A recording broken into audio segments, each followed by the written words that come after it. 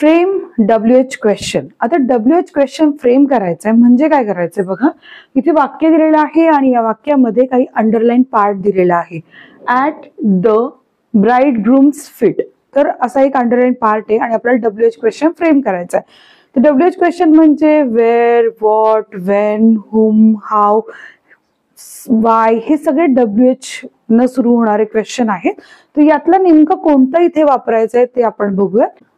या प्रश्नाचं उत्तर लिहिताना आपल्याला एक विचार करायचा आहे की या वाक्यामध्ये at the bride grooms feet हा जो भाग आहे तो आपल्याला उत्तर म्हणून लिहायचा आहे. आता या उत्तरामध्ये लोकेशन म्हणजे ठिकाणाचा उल्लेख आलेला आहे आणि जेव्हाही आपण कुठेही ठिकाण विचारतो, आपण म्हणतो ना वेअर डू यू लिव्ह, तू कुठे राहतोस, तर वेअरचा इथे वापर करावा लागणार आहे कारण उत्तरामध्ये ठिकाण दर्शवलंय.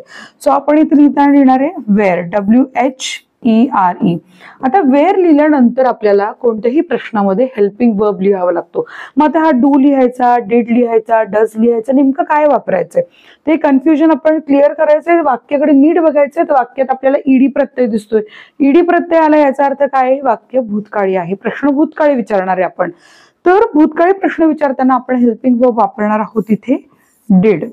आता वेअर डिड. आता वेअर डिड नंतर आपल्याला येणार आहे सब्जेक्ट, कारण कोणी ठेवलं, रामलालने ठेवलं. So where did Ramlal. आता हा आर कंपल्सरी आपल्याला कॅपिटल काढायचा आहे, रामलाल.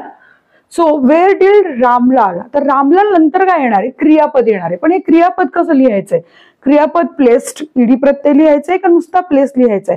तर एक लक्षात ठेवा, जेव्हाही प्रश्नामध्ये किंवा वाक्यामध्ये डिड वापरलं असतं, डिड वापरल्यानंतर क्रियापदाचं काय मूळ रूप आपल्याला लिहायचं असतं, कारण डिड हे डिडला फॉलो करतं क्रियापद. सो वेअर डिड रामलाल इथे येणार प्लेस, फक्त आणि फक्त प्लेस लिहायचंय. Where did Ramlal place. आता इथे सब्जेक्ट हा आहे रामलाल, वर्ब आहे हा आणि हा आहे ऑब्जेक्ट. ओके, तर आपलं काय येणार आहे, where did Ramlal place the bundle. So इथे लिहिल्यानंतर हा क्वेश्चन मार्क फार महत्वाचा आहे. त्याच्यानं करणारे का आता प्रश्न कंप्लीट झालाय.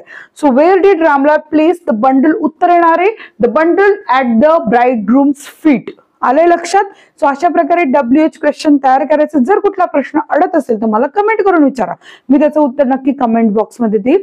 सो व्हिडिओ आवडल्यास लाईक करा, चॅनलला सबस्क्राईब करा. माझं नाव आहे सपना टीचर आणि मी पुणे जिल्ह्यातील तळेगाव दाभाडे इथून आहे. धन्यवाद.